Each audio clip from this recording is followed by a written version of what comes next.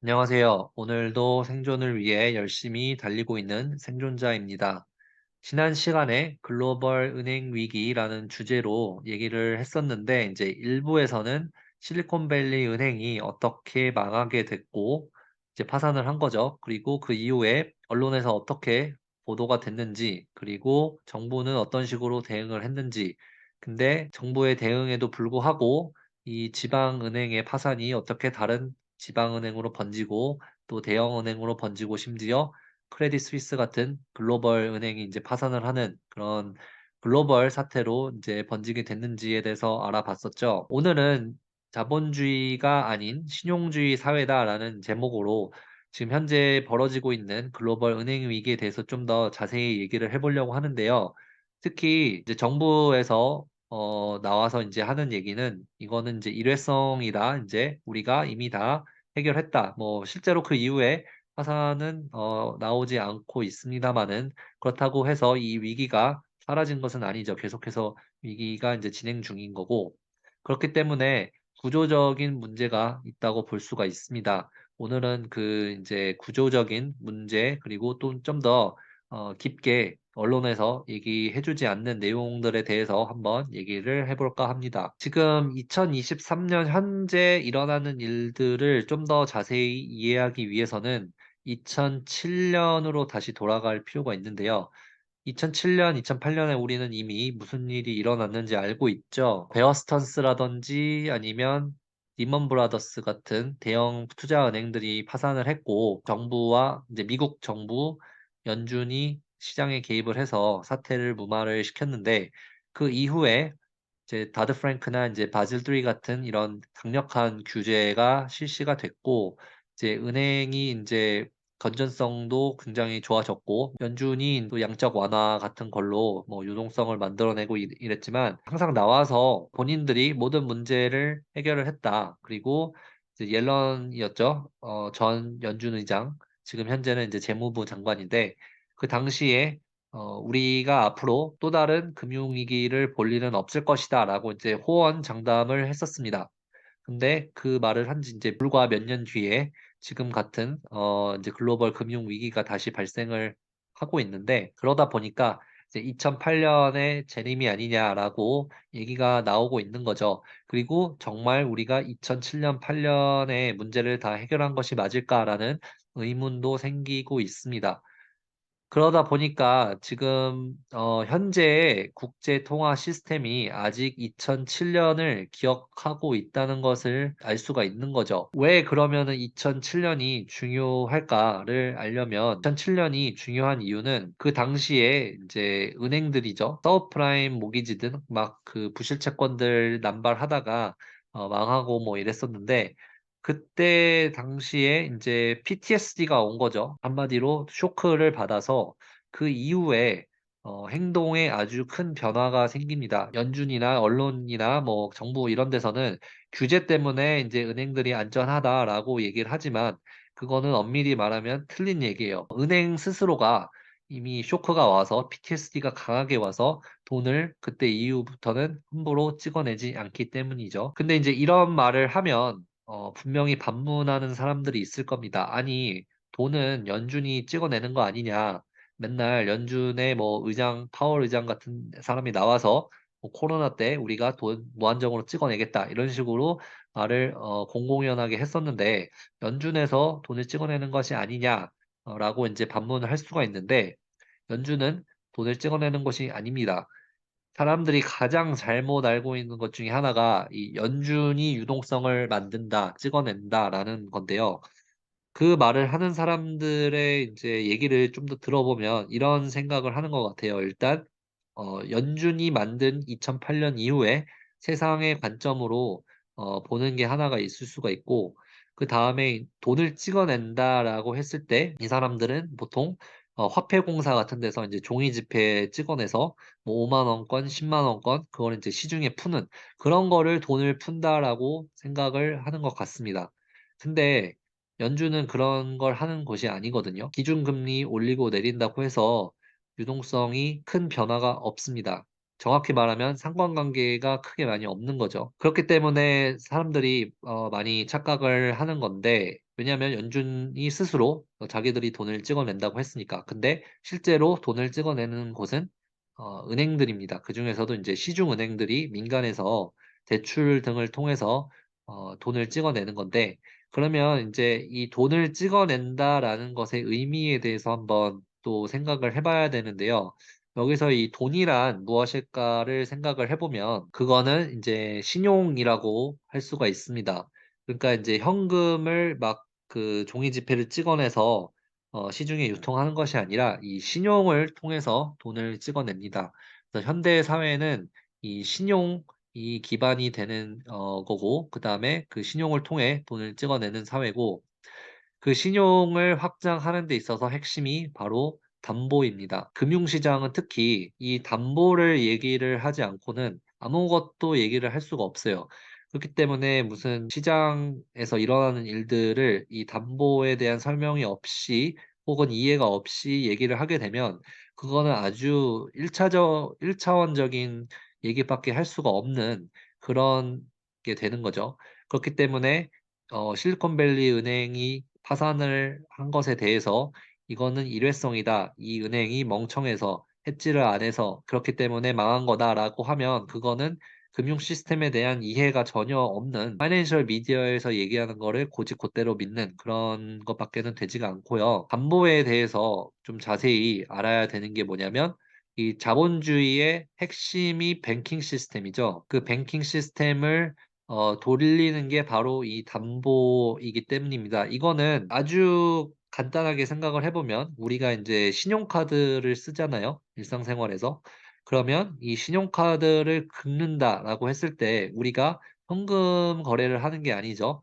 내가 돈은 없지만 은행이 이 거래를 지불을 하고 내가 나중에 신용카드 이제 그게 만기가 됐을 때 돈을 갚는 이런 형태인데요. 그러니까 이게 이제 내 신용을 기반으로 해서 은행이 먼저 돈을 결제를 해주고 그 다음에 내가 나중에 갚는 이런 시스템이죠. 그래서 내 신용이 담보가 되는 거죠. 그래서 그 담보에 따라서 신용을 얼마만큼 쓸 수 있는지가 이제 결정이 되는 거고. 그렇기 때문에 이제 생각보다 일상생활에서도 우리는 이 담보와 이 신용을 많이 사용을 하고 있습니다. 근데 금융시장에서는 특히 그게 더 중요해요. 금융시장에서는 대부분의 거래가 현금 뭐 100원이면은 100원 주고 물건을 가져오는 그런 거래가 아니라 담보에 의한 파생 거래이기 때문에 담보를 이해하는 게 이제 굉장히 중요하다고 할 수 있고 그렇기 때문에 이제 아까 제가 제목에서 얘기했던 우리는 자본주의가 아니라 신용사회에 살고 있다라는 게 이제 그런 의미에서 말씀을 드릴 수가 있는 거죠. 자본을 얘기를 할 때 그 자본이 신용, 그중에서도 담보를 통해 신용이 발생을 하기 때문에 엄밀히 말하면 신용주의, 크레디티즘 사회다라고 할 수 있는 게 지금 현대 사회가 아닐까 싶습니다. 이제 또 하나 예를 들면은 이제 우리가 집 많이 사잖아요. 근데 이제 집 살 때의 그 거래 과정을 자세히 생각을 해보면 이것도 이제 담보 신용 거래라는 것을 알 수가 있죠. 우리가 이제 집을 살 때 대부분 은행을 통해서 집을 사죠. 현금으로 사는 사람은 거의 없을 거고, 현금으로 산다는 것도 엄밀히 말하면 은행 안에 있는 내 돈. 그 돈은 근데 사실 내 돈이 아닙니다. 그냥 그 내 계좌에 있는 그 전산에 찍힌 돈이죠. 100% 쓰느냐, 아니면은 은행에서 대출을 받아서 사느냐의 차이지, 우리가 무슨 5만 원권, 그다음에 10만 원권 뭐 지폐를 어디 가방에다가 넣어가지고 대금을 지불하는 게 아니잖아요. 그렇기 때문에 대부분 이 은행을 통해서 거래가 이루어지고 그랬을 때 이제 은행에서 대출을 해주는 거를 생각을 해보면 은행에서 대출을 그냥 해주지 않죠. 우리의 뭐 신상 정보, 그다음에 뭐 돈을 얼마나 버는지, 연봉이라든지 그런 것들을 아주 깐깐하게 자세하게 물어봅니다. 그리고 우리가 이제 돈을 빌릴 때에 담보 자체가 우리 집이죠. 우리가 살 집을 담보로 걸고 그 담보의 가치에 따라서 은행이 돈을 빌려주게 되는 거죠. 이제 거기에 내 신용이 이제 얼마나 좋냐에 따라서 대출이 나오냐 안 나오냐 이제 결정이 되는 건데 그랬을 때 이제 은행의 입장에서 보면요.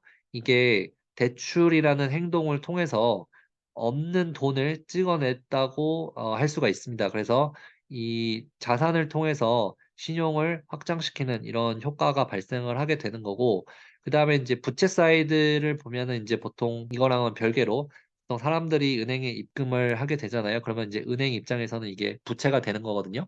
그래서 모든 현대 사회의 거래가 대부분 이 은행을 통해서 이루어지고, 그 은행의 장부상의 변화에 따라서 이게 이루어지는 거기 때문에 신용 사회라고 이제 할 수 있는 게 또 그 부분이 있는 거죠. 근데 우리가 담보를 얘기할 때 담보라고 해서 다 같은 담보가 아닙니다.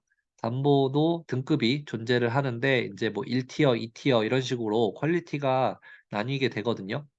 근데 인제 금융시장에서 얘기하는 담보 중에서도 인제 가장 최상급의 담보는 바로 미국 국채입니다. 그중에서도 인제 트레저리 빌이라는 인제 만기 1년 미만의 국채인데요. 국채도 또 1차 시장과 2차 시장으로 나뉩니다. 그래서 1차 시장이라는 거는 미국 정부가 자본을 조달하기 위해서 인제 채권을 찍죠. 그 경매를 통해서 보통 조달을 하거든요. 그럼 그 경매에 갓 나온 따끈따끈한 신상품 국채가 바로 그 최상급 중에서도 가장 최상급의 담보라고 할 수가 있습니다. 이 담보가 있으면 은행 기관, 금융기관 어디를 가든 현금을 조달하는 데 문제가 없어요. 그렇기 때문에 국채가 현금처럼 쓰이기 때문에 아주 최상급의 담보라고 할 수 있고, 특히 인제 미국 국채는 신용 리스크가 없죠. 디폴트 리스크가 없기 때문에 이제 더 그렇다는 것을 알 수가 있고요. 그다음이 인제 2차 거래 시장, 그러니까 중고품이죠. 한마디로 말하면. 그래도 1 티어입니다. 왜냐하면 만기 1년 미만 국채는 어딜 가든 항상 모자르기 때문에 2 차든 1 차든 항상 수요가 높고요. 그다음이 인제 국채 중에서도 쪼끔 만기가 긴 거, 뭐 2 년물이라든지 5 년물, 10 년물, 30 년물 뭐 이런 식으로 인제 티어가 좀씩 나뉘게 되는 거죠. 그래서 제가 이 담보 얘기를 왜 이렇게 자세히 하냐면, 2007 년, 2008년 금융위기의 핵심이 바로 담보, 그중에서도 이 퀄리티가 높은 하이 퀄리티 담보의 수요 공급이 미스매치가 발생을 해서 생긴 문제라는 거죠. 그래서 이게 본질이라는 건데, 언론에서 얘기하는 보통 일반적으로 알고 있는 사실은 은행들이 서브프라임 모기지를 너무 부실 채권을 많이 발행을 해서 망했다. 이렇게 알고 있지만 그거는 인제 어떤 현상에 대한 설명이지 본질은 아니거든요. 그러면 왜 서브프라임 부실 채권을 발행을 했는지, 거기에 대한 그 행동에 대한 원인 설명을 하지 못합니다. 그 서브프라임 이런 거는 그냥 과정일 뿐이고요. 그 본질은 바로 담보의 문제였습니다. 그래서 담보가 그렇게 중요하다는 것을 알 수가 있는 거죠. 그래서 인제 담보 예시를 제가 한번 정리를 한 건데, 인제 1 티어가 아까 말씀드린 만기 인제 그중에서도 1년 이하 국채 보통 뭐 4 주짜리, 8 주짜리 이런 식으로 많이 쓰거든요. 경매에 바로 나온 신상품과 중고품으로 또 나뉘고, 그다음에 중장기, 만기 국채가 인제 고 밑에 있을 수가 있죠. 아무래도 만기 상환 기간이 길어지게 되면 리스크가 좀 더 높아지기 때문에 뭐 당연하고, 대기업 회사채, 그러니까 뭐 애플에서 발행한 회사채라든지 이런 것들은 아무래도 굉장히 신용도가 높죠. 그렇다고 정부에 비교할 바는 아니기 때문에 티어가 낮을 수밖에 없고, 그 밑에는 인제 또 뭐 대기업 중에서도 쪼끔 신용이 딸리는 비슷한 류의 회사채가 될 수가 있고요. 그 맨 밑에 있는 게 인제 하이힐드, 서브프라임, 얘네들은 뭐 망해도 이상하지 않은, 대신 수익률은 굉장히 높은 하이 리스크 하이 리워드입니다. 그래서 담보의 예시가 이렇게 인제 티어로 나눠 놨는데, 이게 인제 경제에 위기가 생기거나 어떤 유동성에 문제가 생기고 이럴 때는 이 1 티어로 돈이 몰리게 돼 있습니다. 담보의 퀄리티가 굉장히 중요하게 되는 거죠. 그러다 보니까 그중에서도 하이 퀄리티의 담보가 항상 부족합니다. 이 담보는 재활용이 되는데, 이거를 인제 전문 용어로는 rehypothecation 이라고 하거든요. 이게 무슨 말이냐면은, 국채를 예를 들면은 발행을 하잖아요. 그러면 인제 국채 하나가 있으면 그 국채 하나를 가지고 거래를 한 번 쓰고 버리는 게 아니라 재활용을 해서 여러 번 쓰는 겁니다. 상대방이랑 거래를 할 때 이 국채를 썼는데, 이 국채가 또 B와 C가 거래를 할 때 쓰이고, 이런 식으로 파생의 파생의 파생 형태로 쓰이게 되는 거거든요. 근데 그거는 어쩔 수가 없는 게, 이 신용 사회에서는 신용은 이론적으로 무한정 확장이 가능하기 때문에 아무리 담보가 많이 있어도 항상 부족합니다. 왜냐하면 이 무한 확장과 비교해서는 당연히 적겠죠. 그중에서도 이제 미국 국채의 숫자는 당연히 적을 수밖에 없기 때문에 항상 부족해요. 그래서 재활용을 하게 되는데 이 재활용을 하는 게 평상시에는 별로 문제가 없습니다. 근데 그게 인제 어느 순간에 갑자기 문제가 되기 시작하고 그게 인제 극단적으로 가게 되면 2007 년과 2008년 같은 상황이 발생을 하게 되는 거죠. 그래서 2000 년대 중반을 보시면 그때부터 이미 하이 퀄리티 담보 즉 미국 국채 1년 미만 국채가 부족해지기 시작합니다. 그래서 아무리 재활용을 해도 재활용도 아마 한계가 있겠죠. 그러다 보니까 숫자 자체가 부족하고 수요는 계속 늘어나게 되는 거죠. 근데 여기서 은행이나 인제 금융위기를 인제 일으킨 뭐 장본인들이라고 할 수도 있는데 얘네 인제 투자은행들이 이거를 보고 생각을 하는 거죠. '아 그러면 담보가 부족하니까' 이제 근데 이제 쭉 보니까 미국의 부동산이 "동시에 망한 적이 없더라."라고 인제 생각을 한 거예요. 그 분석을 하다 보니까 부동산 자체의 리스크는 있는데 이게 동시다발적으로 한꺼번에 폭락을 한 적은 미국 역사상에서 한 번도 없었다라는 것에 인제 착안을 해서 이 MBS라는 거를 이제 담보로 쓰게 됩니다. 이 MBS는 인제 부동산을 인제 증권같이 쓸 수 있는 그런 증권화를 한 게 MBS고요. 그다음에 이 MBS를 다시 묶어 가지고 이제 CLO, CMO 이런 식으로 묶음 상품으로 패키징을 만드는 거죠. 이게 인제 좋은 상품들로만 묶어 가지고 하면 상관이 없는데 얘네들이 인제 더 욕심을 부리는 거죠. 그래서 여기에 이제 정크들을 끼워 넣기 시작합니다. 그래서 이 담보의 퀄리티가 불분명해지기 시작하는 거죠.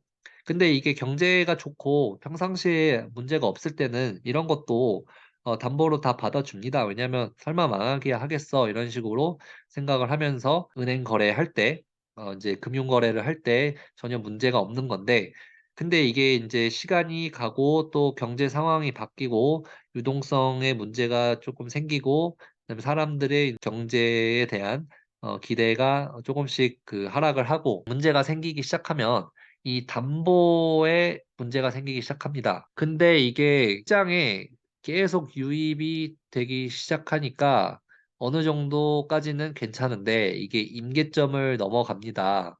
그러면 인제 경제 상황도 바뀌고 사람들도 '이거 이러다가 안 되는 거 아니야?' 식으로 약간 쪼끔 갸우뚱하게 되는 거죠. 그게 인제 어느 순간에 이 담보들이 더 이상 시장에서 받아들여지지 않게 됩니다. 그래서 예전에는 받아줬는데 쪼끔 이제 사람들이 보수적으로 바뀌게 되는 거죠. '아 근데 이거는 안 될 것 같고 쪼끔 더 티어가 높은 담보 가져와.' 이렇게 되는 거죠. 근데 애초에 그런 담보들이 부족했기 때문에 이런 정크들을 섞어 가지고 쓰게 됐던 건데 담보들이 더 이상 시장에서 받아들여지지 않게 되니까 금융 거래들이 인제 하나 둘씩 마비가 되기 시작한 겁니다. 왜냐하면 그 담보를 계속해서 걸어 둬야 인제 거래가 되는 건데 이 담보를 안 받아 주니까 거래를 할 수가 없게 되는 거죠. 그리고 이미 거래를 걸어 놓은 것도 예를 들면은 이제 3 티어, 4 티어짜리 혹은 5 티어짜리 담보로 인제 거래를 하고 있었는데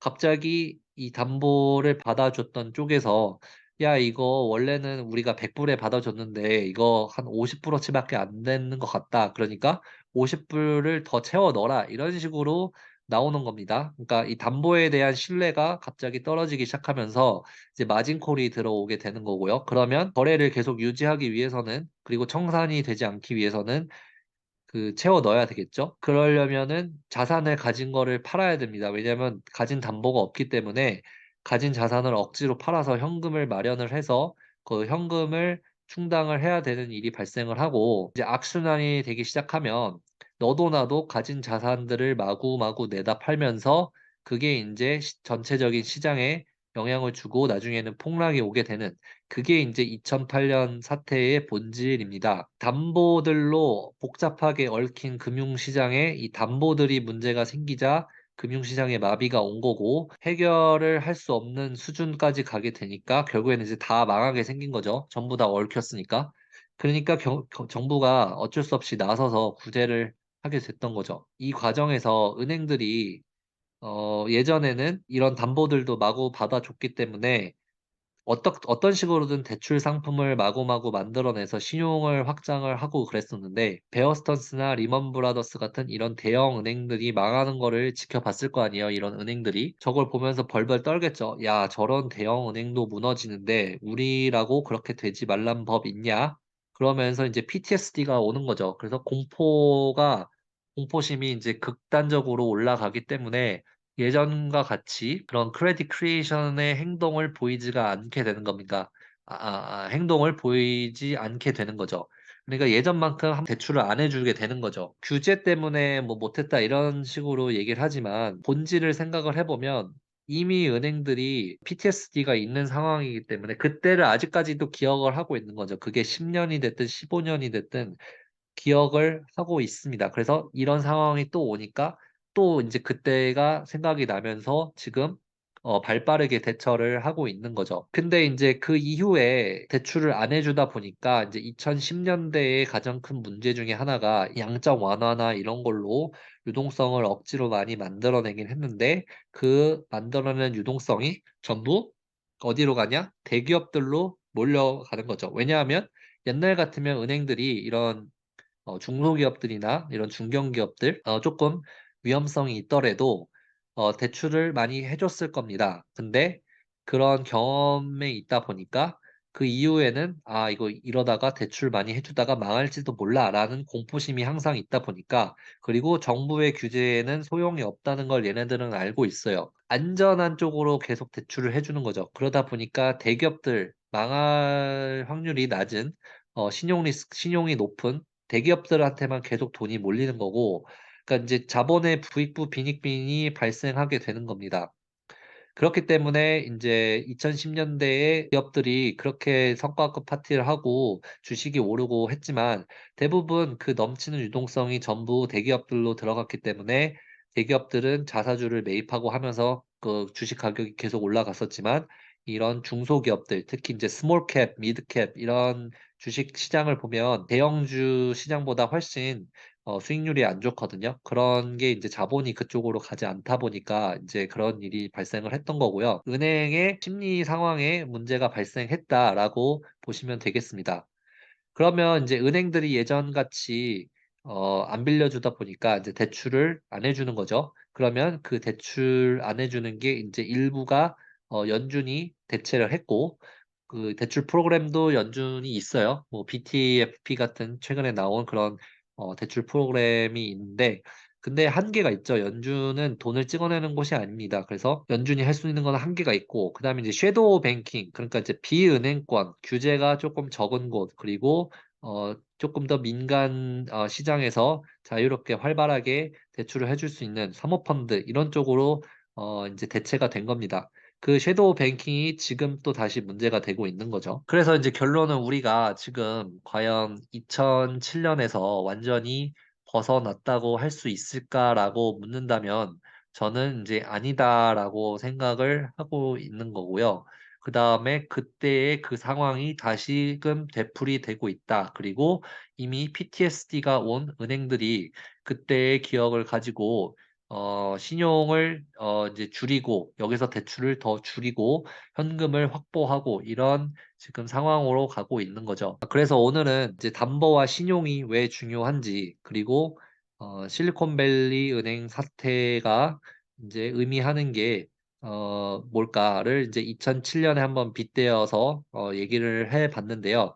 다음 시간에는 그러면은 인제 그 실리콘밸리 은행 사태를 비롯해서 지금 현재 일어나고 있는 금융위기를 2007년 이 담보와 그다음에 신용의 관점으로 다시 한번 재해석을 해 보는 시간을 가져보도록 하겠습니다. 오늘은 이만 여기까지 하고요. 다음에 또 좋은 영상으로 찾아오도록 하겠습니다. 감사합니다.